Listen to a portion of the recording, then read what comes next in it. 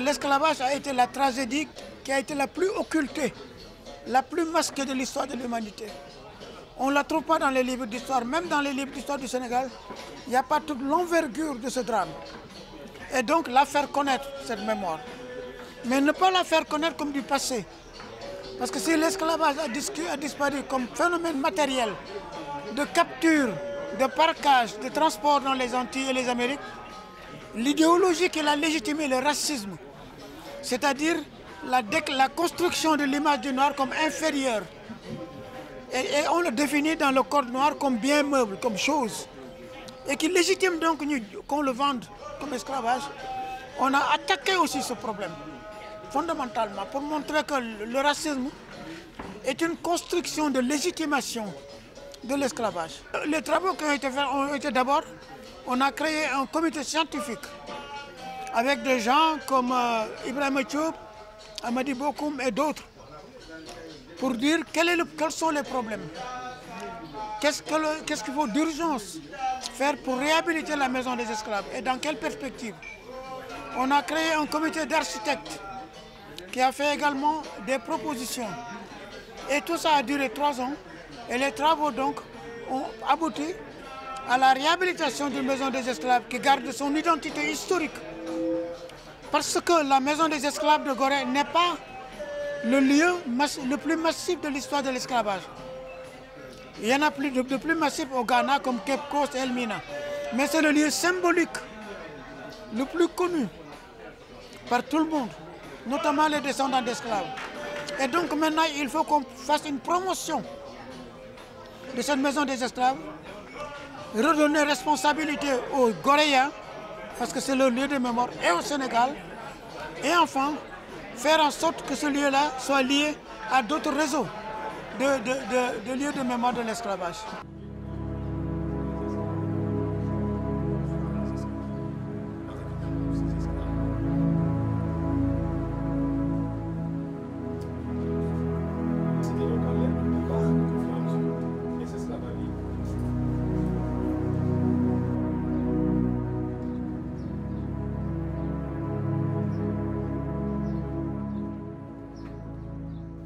Très chères autorités religieuses, imams et abbés ici présents, chers signares, chère population de Gorée.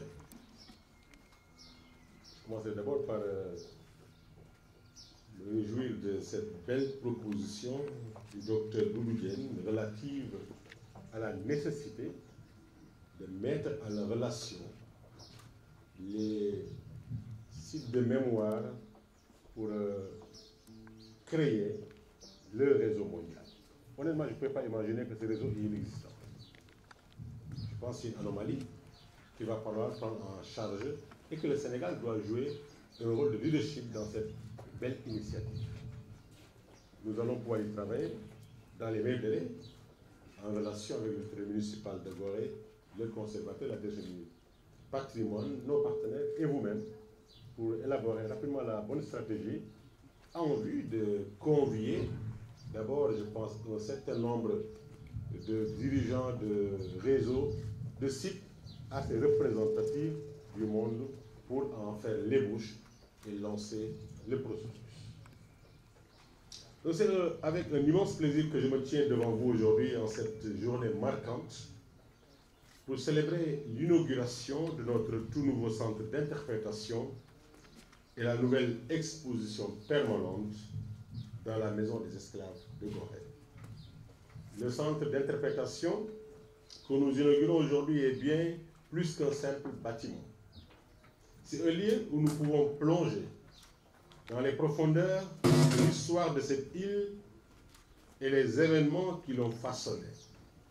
Il représente un lieu de convergence des connaissances, un espace dédié à la découverte et un carrefour où les passionnés de culture, les chercheurs et les curieux peuvent se réunir pour explorer, échanger des idées et élargir les horizons à travers des ateliers et des programmes éducatifs. Mesdames, Messieurs, vous le savez très bien, le centre d'interprétation est un aboutissement du projet de revitalisation de la maison des esclaves de Gorée Ainsi, permettez-moi de profiter de cette belle occasion pour exprimer ma profonde gratitude à tous ceux qui ont contribué à la réalisation de ce projet. Je tiens à remercier tout particulièrement la Fondation Ford, qui a su miser sur l'expérience de la Coalition internationale des sites de conscience pour conduire les travaux de manière inclusive et sur une base scientifique irréprochable. Nous ne pouvons ignorer le rôle majeur du comité scientifique dirigé par des universitaires et des professionnels ayant une totale maîtrise de la question des traits négrières et des drames que l'humanité ne doit plus revivre.